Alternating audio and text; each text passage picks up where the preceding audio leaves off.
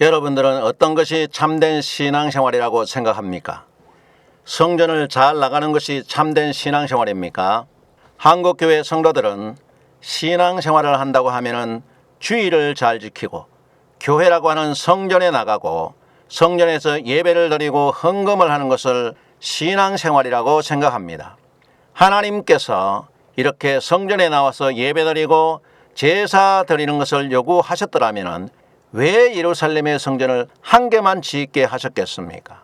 이왕이면 최소한 지파마다 한 개씩 12개의 성전을 지어주시면 좋은데 또 좀 더 편리하게 한 성읍마다 한 개 정도는 얼마나 더 좋겠습니까? 아니면 좀 더 편리하게 동네마다 한 개는 지어주셔야 되지 않습니까? 그렇지만 하나님께서는 오직 이스라엘 국가의 예루살렘 한 곳에만 짓도록 허락하셨습니다. 이것만 봐도 하나님께서는 성전에 모여서 제사 드리는 것을 요구하지 않았다는 것을 증명하고 있습니다. 그래서 오늘은 믿음의 조상 아브라함의 이야기를 하겠습니다. 아브라함은 어떻게 믿음의 조상이 되었을까? 목사님들이 믿음의 조상 아브라함을 이야기하면서 아브라함의 신앙생활을 본받아야 된다고 많이들 설교하십니다. 성경에서 아브라함의 일생을 살펴보면 한국 목사들의 관점에서 보는 것처럼 믿음의 조상이 아닙니다.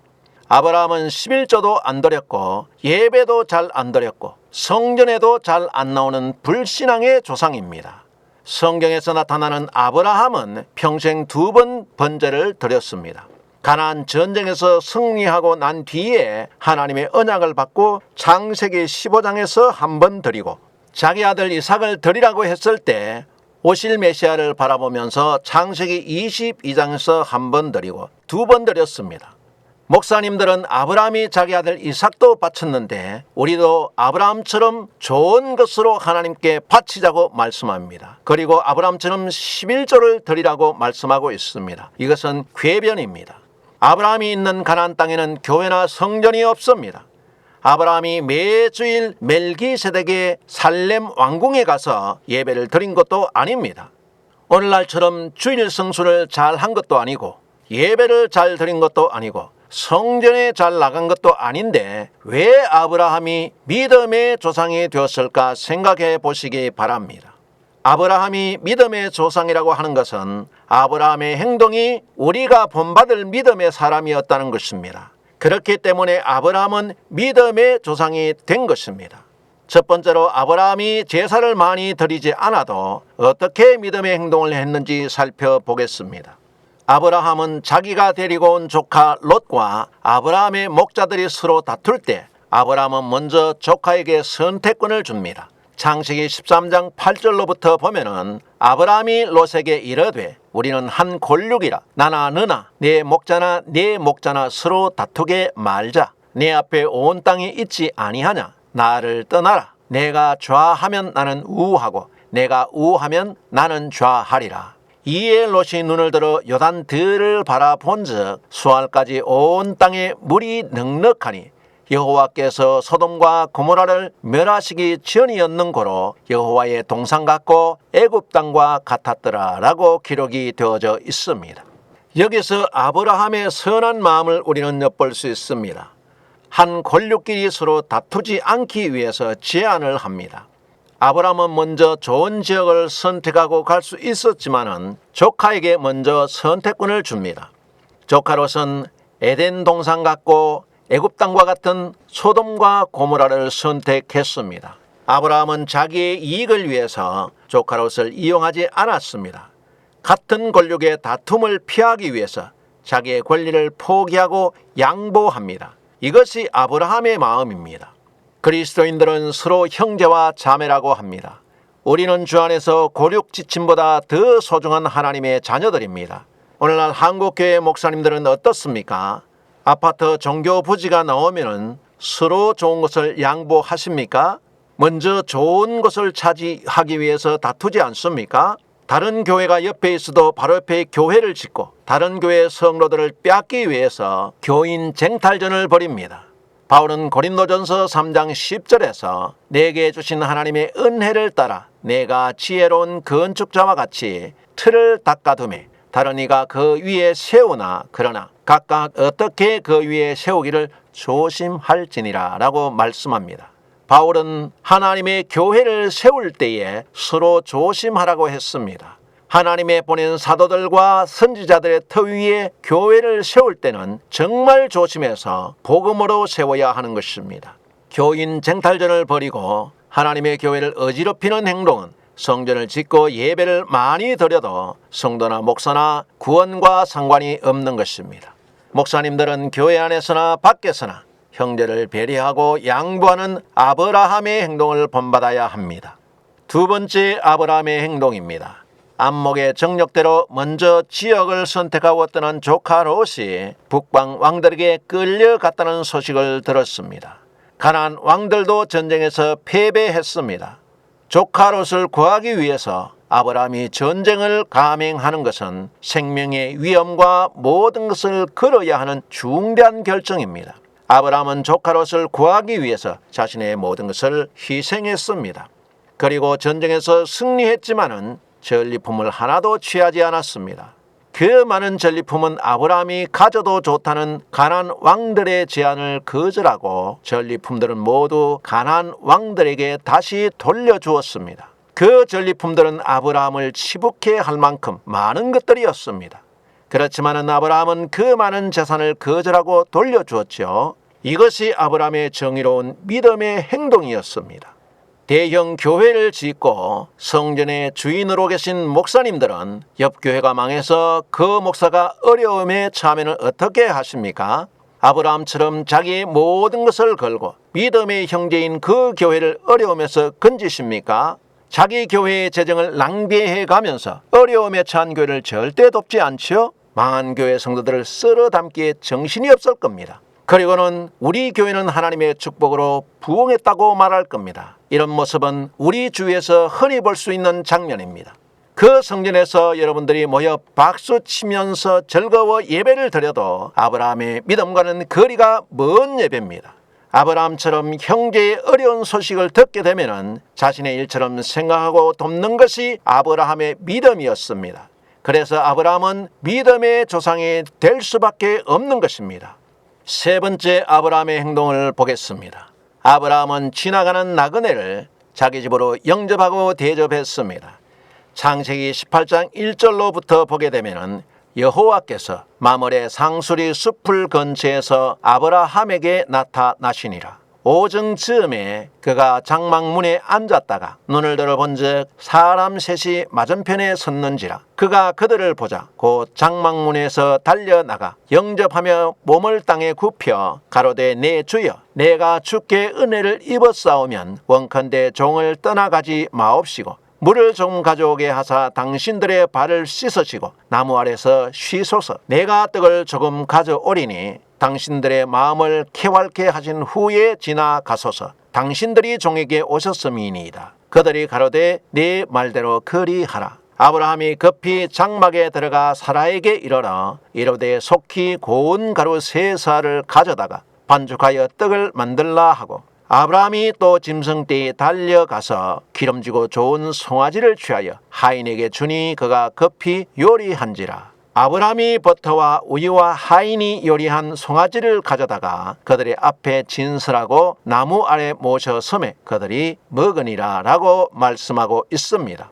하나님께서 보낸 천사가 사람의 모양으로 나타났을 때 지나가는 나그네에게 엎드려 절하고 정중하게 자기 집으로 영접하고 비싼 송아지를 잡아서 정성껏 대접합니다. 아브라함의 집은 누추했습니다. 성안이 아니라 성박 상수리 나무 아래서 천막을 치고 살았습니다. 아브라함은 장막 앞에서 거닐다가 나그네를 발견하고 대접했습니다. 부지 중에 천사를 대접하게 된 것입니다. 아브라함은 하나님의 사자인 것을 알고 대접한 것이 아닙니다. 이 사건을 히브리서는 이렇게 기록을 합니다. 히브리서 13장 2절 말씀에 보면은 손님 대접하기를 잊지 말라. 이로써 부지 중에 천사들을 대접한 이들이 있었느니라. 자기도 함께 갇힌 것 같이 갇힌 자를 생각하고 자기도 몸을 가졌은즉 학대받는 자를 생각하라 라고 기록을 합니다. 히브리서에서도 아브라함이 부지 중에 천사를 대접했던 것처럼 우리도 갇힌 자들과 학대받는 자들을 돌아보자고 권고하고 있습니다. 나그네는 고아나 과부처럼 약한 자들입니다. 아브라함은 약한 나그네를 하나님을 대접하듯이 극진히 대접하는 것을 볼 수 있습니다. 이것이 하나님을 믿는 아브라함의 행동이었습니다. 아브라함은 지나가는 나그네도 그냥 지나치지 않고 정성껏 대접하는 마음과 이웃을 사랑하며 살아갔던 것이 아브라함의 믿음입니다. 우리도 교회 안에서 나그네 같은 어려운 자들을 돌아보는 긍휼의 아브라함의 믿음을 가져야 합니다. 네 번째 아브라함의 행동은 조카 롯이 사는 소돔과 고모라를 멸망시켰다는 천사의 말을 듣고 의인을 악인과 함께 멸망시켜서는 안 된다고 하나님께 간구하고 있는 모습을 보게 됩니다. 창세기 18장 23절입니다. 가까이 나아가 가로되 주께서 의인을 악인과 함께 멸하시려나이까. 주께서 이같이 하사 의인을 악인과 함께 죽이심은 불가하오며 의인과 악인을 균등히 하심도 불가하니이다. 세상을 심판하시는 이가 공의를 행하실 것이 아니니까. 그리고 창세기 19장 29절 말씀에 보면은 하나님이 들의 성들을 멸하실 때, 곧 롯에 거하는 성을 엎으실 때 아브라함을 생각하사 롯을 그 엎으시는 중에서 내어 보내셨더라 라고 기록을 합니다. 여기서 아브라함의 마음을 우리는 읽을 수 있습니다. 아브라함은 말하기를 하나님께서는 의인과 악인을 함께 멸하시는 것은 불가능한 분인데 어찌해서 의인을 죽이고자 합니까? 라고 하나님께 따질 정도로 정의롭게 살았다는 것입니다. 그래서 소돔과 고모라를 멸망시킬 때 19장 29절에서 보면 아브라함을 생각해서 롯을 그 중에서 내보내셨다고 말씀하고 있습니다. 아브라함은 고륙인 조카 롯을 끝까지 보호하면서 지켜주는 모습을 보게 됩니다. 이것이 의인의 마음입니다. 그리고 이것이 아브라함의 믿음입니다. 그러므로 아브라함은 성전을 짓지 않아도 성전에 가서 예배를 드린 적이 없어도 하나님께서는 아브라함의 행동을 보시고 가나안을 기업으로 주셨습니다. 그리고 믿음의 조상으로 인정된 것입니다. 그렇지만은 예수님께서는 예루살렘 성전을 지키고 앉아서 제사와 예배를 열심히 드리고 있는 제사장들을 향해서는 잘했다고 칭찬보다는 저주를 하셨습니다. 요한복음 8장 38절에 나는 내 아버지에게서 본 것을 말하고 너희는 너희 아비에게서 들은 것을 행하느니라 라고 말씀합니다. 예수님은 하나님 아버지에게서 본 것을 말하지만은 유대인들은 예수님과 다른 아비에게 들은 것을 행한다고 말씀하고 있습니다. 8장 39절로 보게 되면은 대답하되 우리 아버지는 아브라함이라 하니 예수께서 가라사대 너희가 아브라함의 자손이라면은 아브라함의 행사를 할 것이오늘 지금 하나님께 들은 진리를 너희에게 말한 사람인 나를 죽이려 하는도다. 아브라함은 이렇게 하지 아니하였느니라 라고 말씀하고 있습니다. 예수님의 말을 받아서 우리 아비는 아브라함이고 우리는 아브라함의 자손이라고 대답하자 예수님께서는 너희가 아브라함의 자손이라면 아브라함처럼 행동을 하라고 말씀하시면서 아브라함은 이런 행동을 하지 않았다고 말씀하고 있습니다. 아브라함은 성전이 없는 가나안 땅에서 성전 제사를 드리지 못했고 예배를 드리지 않았지만은 하나님의 말씀에 순종했다고 말씀하신 것입니다. 아브라함은 하나님을 향해서 의와 공도를 행하시는 하나님께서 의인을 악인과 함께 죽이는 것은 불가능하다고 하나님께 항변했지만은 하나님의 성전에서 예배 드린다고 하는 너희는 도리어 진리를 말하는 나를 죽이려 한다고 말씀하는 것입니다.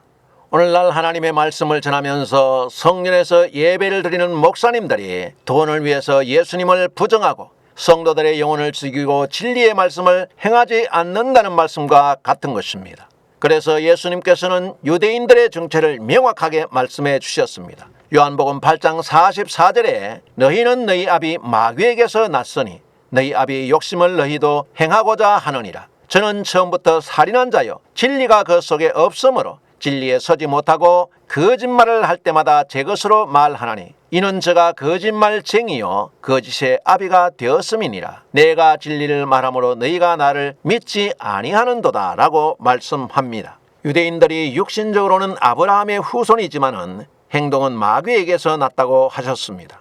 성전에서 제사를 많이 드려도 무엇 때문에 아브라함의 자녀가 될 수 없는지 잘 말씀해주고 있습니다. 욕심으로 행하기 때문에 아브라함의 후손이 될 수 없고 탐심 때문에 거짓말을 하기 때문에 거짓의 아비가 되었다고 말씀하고 있습니다. 한국 목사님들도 영적 아브라함의 후손이라고 말하지만은 그 속에 하나님의 말씀이 없으면은 거짓말을 목회의 뿌리로 삼게 되는 것입니다.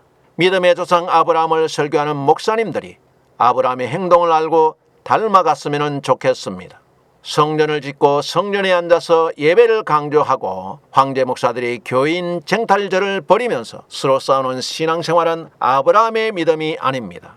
한국 목사님들은 지나가는 나그네는 고사하고 교회 안에 있는 가난한 자들도 돌아보지 않습니다. 도리어 과와 과부들과 가난한 할머니들에게 11조를 바치라고 하고 있습니다. 한국 교회처럼 교회 숫자가 많은 나라는 유례가 찾기 어렵습니다. 이것이 좋은 현상입니까? 좋은 현상이 아닙니다. 이렇게 많은 한국 교회가 모두 아브라함을 닮은 목사님들이었다면 한국 사회는 벌써 천국과 같은 나라가 되었을 것입니다. 목사님들의 말대로 교회가 많고 목사가 많으면 사회가 변화될 것이라는 기대는 헛된 망상입니다. 하나님의 언약은 사람이 많다고 이루어지는 일이 아닙니다. 에스겔 선지자는 이렇게 말씀하고 있습니다. 33장 24절에 인자야 이 이스라엘 황무한 땅에 거하는 자들이 말하여 이르기를 아브라함은 오직 한 사람이라도 이 땅을 기업으로 얻었나니 우리가 중다한즉 더욱 이 땅으로 우리에게 기업으로 주신 것이 되느니라 하는도다. 그러므로 너는 그들에게 이르기를 주 여호와의 말씀에 너희가 피 있는 고기를 먹으며 너희 우상에게 눈을 들며 피를 흘리니 그 땅이 너희의 기업이 될까 보냐라고 말씀하고 있습니다. 유대인들은 아브라함은 오직 한 사람이라도 가나안을 약속으로 받았는데 우리는 이렇게 중단 민족이 되었기 때문에 더욱더 기업으로 주신 것이 된다라고 말한다는 것이죠. 그렇지만 우상 숭배와 살인자가 된 이스라엘 백성들에게 이 땅이 너희의 기업이 될 수 없다고 에스겔 선지자는 반박하고 있습니다. 이 말씀대로 하나님께서는 이스라엘 백성들을 모두 바벨론 밖으로 쫓아내셨습니다. 중단 민족이 되고 숫자가 많기 때문에 틀림없는 우리 땅이 될 것이라고 말했지만 하나님께서는 숫자에 따라서 옳고 그름을 해결하지 않는다는 사실입니다. 교회가 크고 성도의 숫자가 많다고 우리 교회는 구원받은 교회라고 생각하는 것은 정말 위험한 생각입니다. 아브라함처럼 한 사람이라도 진실하게 하나님의 말씀을 믿고 순종할 때 그 사람이 하나님의 약속을 받을 수 있는 것입니다. 여러분들이 사는 동네에서 사방을 한번 둘러보십시오. 지붕 위에 십자가가 몇 개나 보입니까? 셀 수도 없지요. 건물마다 십자가가 걸려 있습니다. 상가 교회는 제외하고 건물이 지어진 교회만 해도 한 동네에 기억이 안 될 만큼 많습니다. 교회가 지어지면 주변의 반응은 긍정적인 면보다 부정적인 면이 더 많습니다. 그 이유는 교회가 부패해져서 사회적인 기피 대상이 되었기 때문입니다. 때로는 이단 교회들이 들어와서 자녀들을 빼앗아 가기도 하고 정상적인 교단에서도 성도들의 재산을 하나님의 이름으로 빼앗는 일들이 비일비재하게 교회라는 이름 아래 이루어지고 있기 때문입니다. 교회라는 이름으로 가진 자는 집을 전당 잡혀서 대출하게 만들고 없는 자는 작정 헌금을 하기 위해서 최대한 성도들에게 헌금을 받아서 성전을 건축합니다. 목사들의 헌금 강요에 견디다 못한 가난한 성도들은 목사의 저주를 들으면서 실족해서 교회를 떠나게 되고 이렇게 성도들의 헌금으로 성전을 지어놓게 되면 담임 목사들은 성도들 위해 황제처럼 추대되는 것입니다. 성전을 지은 황제 목사는 성도들에게 더욱더 열심히 세금을 또 헌금을 강요합니다. 11조부터 시작해서 이름조차 알 수 없는 수많은 종류의 헌금을 걷어들입니다. 성도들에게 하나님의 이름으로 받아낸 헌금으로 목사는 엉뚱하게 부동산 투기를 하고 세상 사람들보다 더 타락한 행동을 합니다. 그래서 지붕 위에 빽빽하게 십자가가 세워져 있어도 한국 사회는 변화되지 않고 사회의 기피 대상이 되는 것입니다.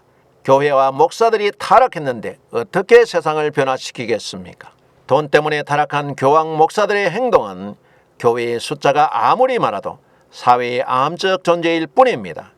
그래서 황제 목사들과 성도들이 성전에서 열심히 예배를 드려도 평안이 없고 구원을 받을 수 없는 것입니다. 목사가 성전을 지으면 황제 목사가 주인이 되고 하나님은 황제 목사의 말을 듣는 자기의 종인 줄 알고 있습니다. 황제 목사는 그 성전 안에서 온갖 불법을 일삼고 성전을 지키기 위해서 안간힘을 쓰고 있습니다. 목사가 잘못하면 하나님께서 알아서 처리하시고 성도들이 간섭하면 징계를 받고 저주를 받으니까 간섭하지 말라고 설교를 합니다. 다윗이 사울의 옷자락을 안 벤 것처럼 담임 목사의 옷자락을 베지 말라고 공포 설교를 합니다. 이런 설교를 하는 황제 목사는 자기 스스로 나는 하나님께 버림받은 사울 목사입니다 라고 선전해야 되는 것입니다. 성전을 지은 한국교회 황제 목사들은 정말 얼굴을 들기도 부끄러운 행동들을 자연스럽게 하고 있습니다.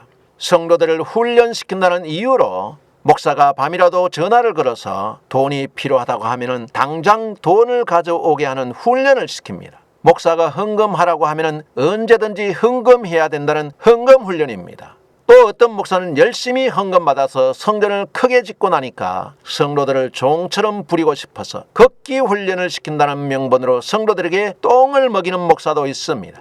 목사가 교회 성도들이 얼마나 바보처럼 보이면 똥을 먹입니까? 목사가 똥을 먹으라고 똥을 먹는 성도는 또 얼마나 멍청합니까? 그래서 똥 먹이는 목사, 똥 먹는 성도들이 되는 겁니다. 하나님께서도 짐승의 똥을 제사장들의 얼굴에 바르기는 했지만 제사장들에게 똥을 먹이시지는 않았습니다. 이 황제 목사가 얼마나 하나님처럼 굴었다면 성도들에게 똥을 먹으라면 성도들이 그 똥을 먹겠습니까? 똥을 먹이는 목사나 똥을 먹는 성도들도 황제 교주 목사와 같이 지옥 갈 사람들입니다. 성도들에게 똥을 먹인 똥 목사는 성도들의 헌금으로 지방에 땅을 사놓고 부동산 투기를 하고 있습니다. 또 노회에서는 이런 똥 목사를 교회에서 쫓아내기보다는 자기들도 이런 목회를 못해서 안달났습니다. 그래서 노회에서는 이런 목사를 감싸고 돕니다. 성도들에게 똥을 먹여도 목회를 성공했으니까 돈만 갖다 바치면 좋아하며 똥 먹이는 목사와 노회 목사들이 똥통 속에서 함께 뒹구는 것입니다. 이런 목회가 정상적으로 보이는 한국 교회는 정말 이상합니다. 바로 이런 모습이 광란의 지옥춤을 추는 것입니다. 한국의 노회와 총회는 썩을 대로 썩은 똥통 속에서 똥을 가지고 노는 똥목사들의 모임입니다. 더럽고 타락한 한국교회 목사들은 하나님으로부터 얼굴에 똥 발린 똥목사들입니다. 한국교회 목사들과 성도들은 하나님과 상관이 없는 이런 기괴하고 놀라운 신앙생활을 좋아하고 비이성적인 신앙생활에 열광하는 행동을 보면 정말 이해가 되지 않습니다. 하나님께서 우리에게 무엇을 요구하는지 성경에는 너무 무지하다는 것입니다. 한국교회 성도들의 잘못된 신앙생활에 대해서 예레미야 선지자는 이렇게 잘 지적해 주고 있습니다.